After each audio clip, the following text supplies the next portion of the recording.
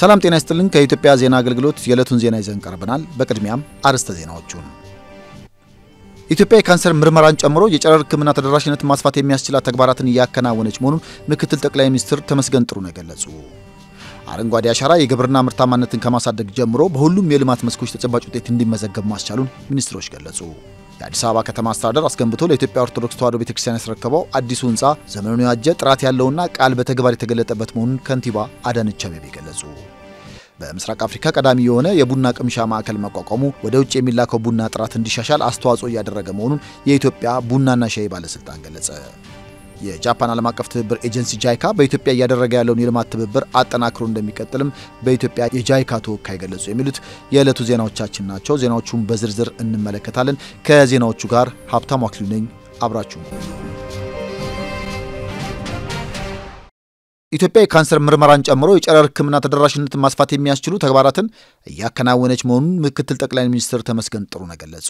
የጤና ሚኒስቴር ከዓለም አቀፍ የአቶሚክ ኢነርጂ ኤጀንሲ ጋር በመተባበር የተስፋ ጨረሮች በሚል መሪ ሐሳብ ያዘጋጁትና አቶሚክ ኢነርጂ በጤናው ዘርፍ ባለው ጠቀሜታ ዙሪያ የሚመክር ዓለም አቀፍ ጉባኤ በአፍሪካ ህብረት የመሰብሰቢያ አዳራሽ መካሄድ ጀምረዋል።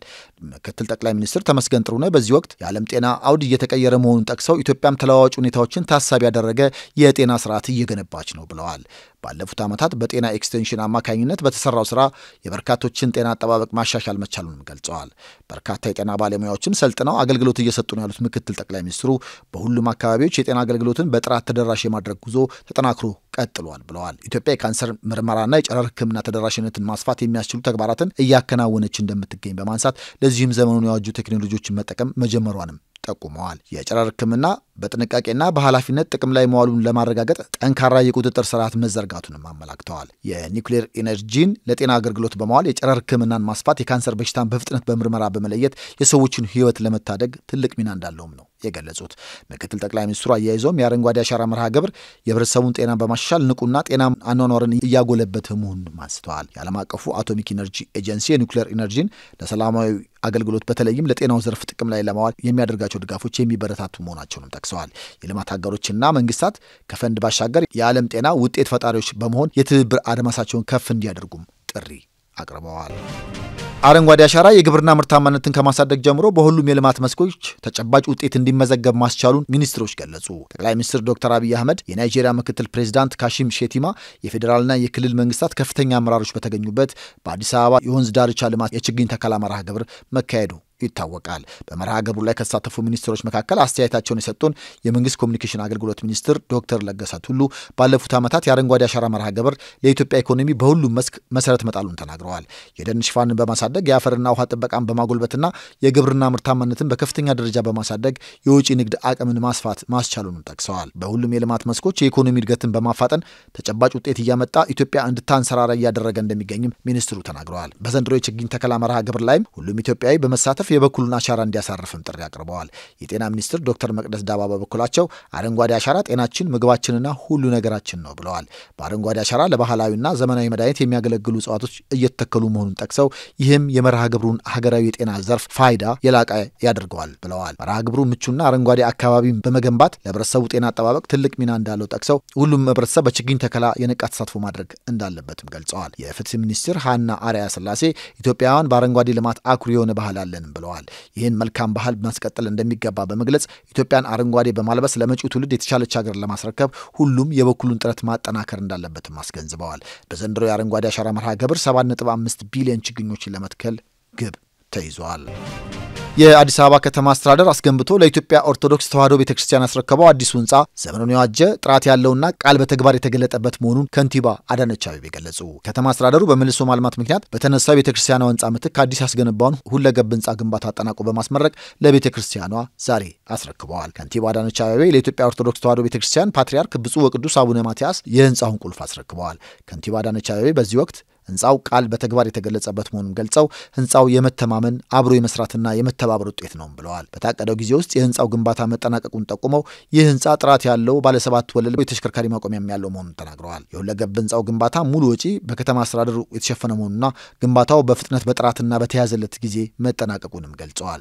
የከተማ አስተዳደሩ ቤተክርስቲያኗ ለምታከናውናቸው ስራዎች ስኬት ተገቢውን አገልግሎት ለመስጠት ሁልጊዜም ዝግጁ መሆኑን አረጋግጠዋል። የኢትዮጵያ ኦርቶዶክስ ተዋሕዶ ቤተክርስቲያን ፓትርያርክ ብፁዕ ወቅዱስ አቡነ ማቲያስ የከተማ አስተዳደሩ ዘመናዊ ህንጻውን በራሱ ወጪ አስገንብቶ በማስረከቡ ምስጋናቸውን አቅርበዋል። ህንጻው ለቤተክርስቲያን አገልግሎት የሚውልና በተያዘለት ጊዜ ወቅቱን በዋጀ መልኩ መጠናቀቁንም ጠቁመዋል። የጠቅላይ ቤተ ክህነት ዋና ስራ አስኪያጅ የደቡብ ምዕራብ ሸዋና የሸገር ከተማ አህጉረ ስብከት ሊቀ ጳጳስ ብፁዕ አቡነ ሳዊሮስ በበኩላቸው ልማት የበጎ ሀሳብ ውጤት መሆኑንም ገልጸዋል።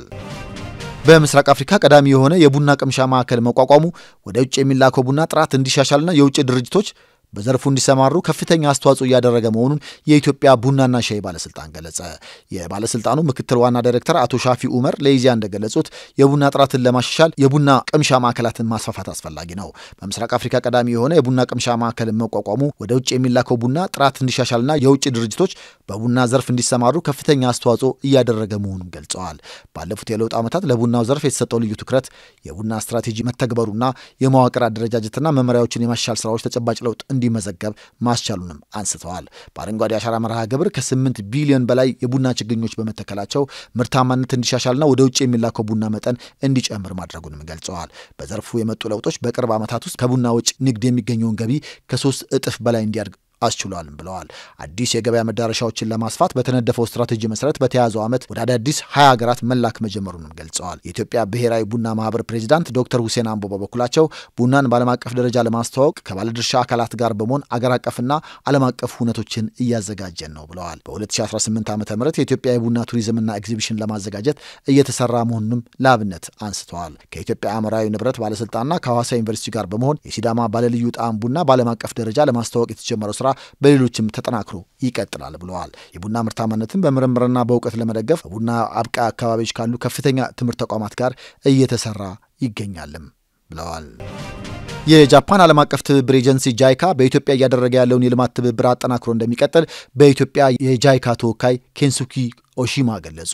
ጃይካ ከኢትዮጵያ ጋር ለዘመናት የዘለቀ የልማት ትብብር እንዳለው ለኢዜአ የገለጹት ተወካዩ በኢትዮጵያ እየተከናወኑ ያሉ የልማት ስራዎች በርካታ ለውጦችን ማምጣታቸውን መመልከታቸውንም ጠቅሰዋል። ጃይካ በግብርናና ገጠር ልማት፣ በመሰረተ ልማት ኢንዱስትሪያላይዜሽንና በትምህርት ላይ ከኢትዮጵያ ጋር በትብብር እየሰራ ይገኛል ብለዋል። የገበያ ተኮር ግብርና፣ የሩዝ ምርታማነትና የውሃ ዘርፍ ልማትም ጃይካ ከኢትዮጵያ ጋር በትብብር ከሚሰራባቸው የትብብር መስኮች መሆኑንም ጠቁመዋል። ጃይካ የአቅም ግንባታ ስልጠናዎችና ሌሎች ዘርፎች ላይም በትብብር እየሰራ መሆኑና እያደረገ ያለውን የልማት ትብብር አጠናክሮ እንደሚቀጥልም ተናግረዋል። በኢትዮጵያ እየተከናወኑ ያሉ የልማት ስራዎች ለውጥ እያስመዘገቡ መሆኑን መመልከታቸውን ጠቅሰው በአዲስ አበባና ሌሎች ከተሞች የተከናወኑ የልማት ስራዎች የስኬት ማሳያ መሆናቸውን ገልጸዋል። በመላ ሀገሪቱ መሰል የልማት ስራዎችን ለማጠናከር እየተሰራ ያለውን ስራ ጃይካ እንደሚደግፍም አረጋግጠዋል። የዕለቱ ዜናዎቻችን እነዚህ ነበሩ። ሰላም ቆዩ።